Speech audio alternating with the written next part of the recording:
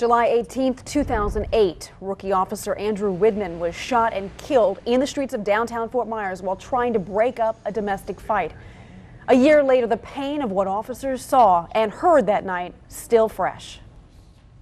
He's just funny. He's going to be missed, you know. Just try to remember him. It's hard.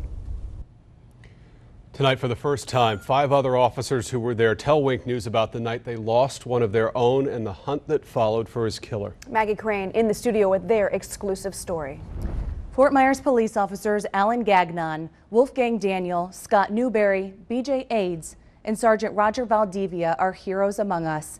These 5 braved the dangerous and deadly night a convicted felon turned the streets of downtown Fort Myers into a battlefield.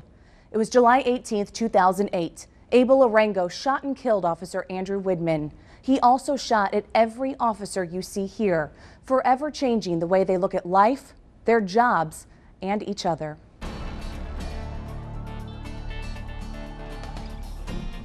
You do for the guys, ultimately. The guys that you're sitting next to, you know, that's who you do it for. You don't forget the gunshots. You can still hear that now, you know, when you drive by or when you see the business. Downtown Fort Myers early that Friday morning. These officers had been keeping an eye out for Abel Arango after a business owner told police he was threatening to shoot his girlfriend. Around 2 a.m. they spotted him, and the violence began. And I told Andrew, I said, there he is, and I pointed at him. And once I pointed at him, Andrew started running. It's the toughest story Officer Alan Gagnon tells. What happened next changed the lives of everyone involved. I couldn't stop him. I don't know why he ran. I knew he might have had a gun. And I told him. But he ran towards him, and I ran behind him. I need a minute. He watched as Officer Widman came face to face with Abel Arango. And I seen the gun, he raised the gun, just like that, in his face. Shot Andrew, and then he turns the gun, shot at me. He missed, I don't know how. We were right next to each other. A shootout through the streets of downtown Fort Myers was about to ensue. It started here, where a plaque now marks the final moments of Officer Andrew Widman's life.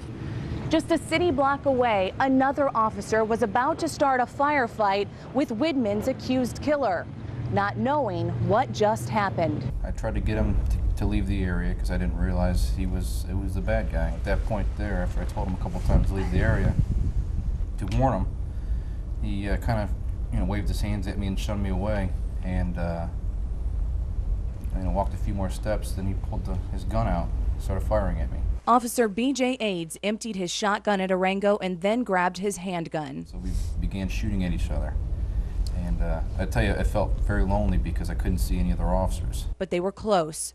Just around the corner, more officers were mounting their attack. I mean, there was cars left in the middle of the street, empty, running. Scott runs up next to me, Alan runs up next to me, and we're all hunkered down behind this little car. So we had the perfect vantage point. Everybody gave him verbal commands. He was still in a shooting stance. He wasn't putting his gun down. And then that's when Alan took a couple volleys of shots. Fired off 9 rounds by my head and I didn't even hear it. Just so focused. Yeah, so focused. It's called tunnel vision. You lose perception of everything around you but what's directly in front of you. All I saw was the muzzle flash coming out of his gun. And I said, you got him, you got him. I think that's when I believe I hit him in the neck. I shot him. Even though gunman Abel Arango would die from that shot, the emotional toll for police still isn't over. The other officers had yet to learn their brother of the badge was dead. Everything kind of like goes into this slow motion.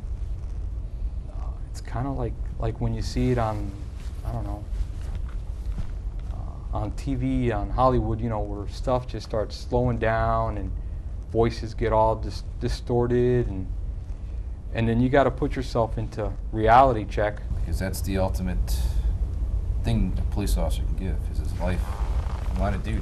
Not a day goes by they don't remember the young husband, father, and friend. I keep his card with me all the time, and I'll always have it. and I'll never get rid of it. It really puts the job into perspective. Live every day like it's your last. Be nice to everybody you meet. And stay safe.